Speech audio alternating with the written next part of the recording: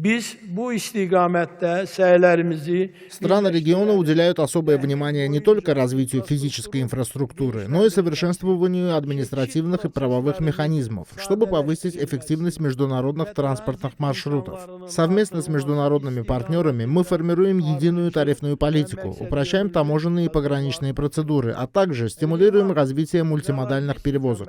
Подтверждением этому стало соглашение железнодорожных операторов Азербайджана, Грузии и Казахстана о введении единого долгосрочного тарифа по среднему коридору. Стороны также договорились о совместной модернизации портовой, железнодорожной и логистической инфраструктуры, ликвидации узких мест, расширении цифровизации и повышении пропускной способности маршрута. Мы уверены, что наши совместные усилия позволят в полной мере реализовать транспортно-логистический потенциал региона, увеличить товарооборот и инвестиционные потоки, а также укрепить экономические связи на евразийском пространстве. Gömrük və sərhəd prosedurların sadələşdirilməsi, multimodal daşımaların təşviqi istiqamətində mühüm addımlar atırıq.